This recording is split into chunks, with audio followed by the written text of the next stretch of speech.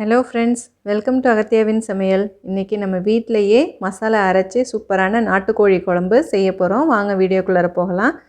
ஒரு பேனில் 2 பட்டை, கிராம்பு, ஏலக்காய் 3 எடுத்துக்கோங்க. 2 டேபிள் ஸ்பூன் அளவுக்கு மல்லி, 1 டீஸ்பூன் சீரகம், 1 டீஸ்பூன் சோம்பு, 1 டீஸ்பூன் மிளகு ஆட் பண்ணிவிட்டு நல்லா இது வாசனை வர அளவுக்கு நம்ம ரோஸ்ட் பண்ணி எடுத்துக்க போகிறோங்க. ஃப்ளேமை மீடியம்லேயே வச்சு இதை நல்லா வறுத்து எடுக்கணுங்க. காந்தாமல் பார்த்து இதை வறுத்து எடுத்துக்கோங்க. இப்போ நல்லா வாசனை வந்துருச்சு. இப்போ இதை ஒரு பிளேட்டுக்கு மாற்றிக்கலாம். அடுத்து அதே பேன்லேயே காஞ்ச மிளகா, உங்கள் காரத்துக்கு தகுந்த மாதிரி நீங்கள் மிளகாவை ஆட் பண்ணிக்கலாங்க. இது நல்லா காரமான மிளகாயாக இருக்குங்கிறதுனால நான் 5 மிளகாய் மட்டும் ஆட் பண்ணியிருக்கேன். மிளகாய் நல்லா ரோஸ்ட் ஆகிடுச்சு. இப்போ 2 டீஸ்பூன் அளவுக்கு எண்ணெய் ஆட் பண்ணிவிட்டு 25லேருந்து 30 சின்ன வெங்காயத்தை ஆட் பண்ணிக்கிறோம். இந்த நாட்டுக்கோழி குழம்புக்கு நீங்கள் சின்ன வெங்காயம் ஆட் பண்ணி செஞ்சு பாருங்கள். டேஸ்ட் இன்னும் அதிகமாக இருக்கும்.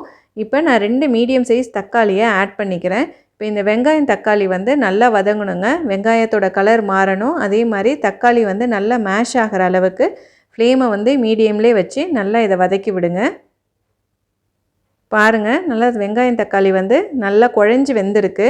இப்போ நான் இஞ்சி பூண்டு பேஸ்ட் ஆட் பண்ணியிருக்கேன். நீங்கள் பேஸ்ட் ஆட் பண்ணலன்னா தனியாக இஞ்சி பூண்டு ஃபஸ்ட்டே சேர்த்து நல்லா வதக்கி விட்டுருங்க. நான் இப்போ பேஸ்ட்டாக சேர்த்துருக்கிறதுனால இப்போ இதோட பச்சை வாசனை போகிற அளவுக்கு இதை நான் வதக்கி விட்டுக்கிறேன்.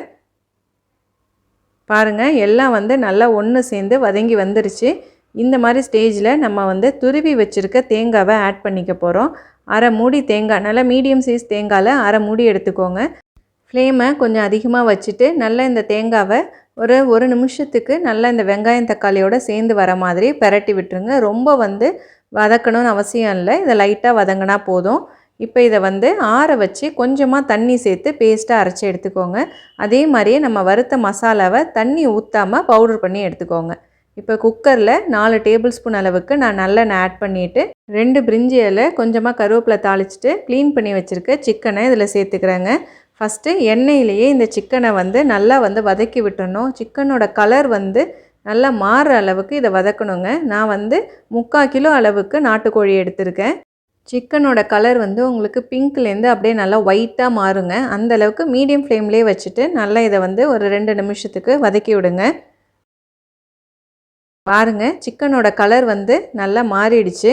இப்போ நம்ம ஏற்கனவே வறுத்து அரைச்சி வச்சுருக்க மசாலாவை இப்போ ஆட் பண்ணிக்கிறோம். இந்த மாதிரி நம்ம ஃபஸ்ட்டே மசாலாவை ஆட் பண்ணும்போது அந்த எண்ணெயோடு சேர்ந்து ரோஸ்ட் ஆகிறதுல நமக்கு இந்த குழம்புக்கு சூப்பரான கலர் கிடைக்குங்க. ஒரு 2 நிமிஷத்துக்கு நல்லா இதை பெரட்டி விடுங்க.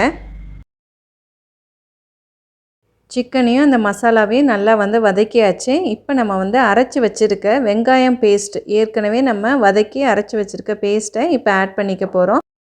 குழம்புக்கு தேவையான அளவு உப்பு ஆட் பண்ணிக்கோங்க. கடைசியாக 1/4 டீஸ்பூன் அளவுக்கு மஞ்சத்தூள் மட்டும் சேர்த்தா போதுங்க. நம்ம ஏற்கனவே எல்லா மசாலாவும் நம்ம வறுத்து அரைச்சி இதில் சேர்த்தாச்சு. இப்போ இதுக்கு தேவையான அளவு தண்ணி ஆட் பண்ணிக்கிறோம். நான் 2.5 டம்ளர் அளவுக்கு தண்ணி ஆட் பண்ணியிருக்கேன். உங்கள் திக்னஸ்க்கு எந்த அளவுக்கு தண்ணி வேணுமோ நீங்கள் அந்தளவு தண்ணி ஆட் பண்ணிக்கலாம். இப்போ இதை நல்லா கலந்து விட்டுட்டு ஒரு டேஸ்ட் கொடுக்கறதுக்காக நம்ம இதில் 1 டீஸ்பூன் அளவுக்கு திக்காக கரைச்சிருக்க புளியை இப்போ ஆட் பண்ணிக்கலாங்க. ஆட் பண்ணிவிட்டு நல்லா கலந்து விட்டு இப்போ மூடி போட்டு 5லேருந்து 6 விசில் வரைக்கும் மீடியம் ஃப்ளேம்லேயே வச்சு நம்ம வேக வச்சு எடுத்துக்கலாம். இப்போ ஓப்பன் பண்ணி பார்க்குறேங்க. பாருங்கள், எவ்வளோ சூப்பராக எண்ணெய் பிரிஞ்சு வந்திருக்கு. 2 நிமிஷத்துக்கு நல்லா ஹை ஃப்ளேமில் கொதிக்க வச்சு இறக்குனீங்கன்னா சூப்பரான நாட்டுக்கோழி குழம்பு ரெடிங்க. இந்த வீடியோ உங்களுக்கு பிடிச்சிருந்ததுன்னா என்னோடய சேனலை லைக் பண்ணுங்கள், ஷேர் பண்ணுங்கள், சப்ஸ்கிரைப் பண்ணுங்கள்.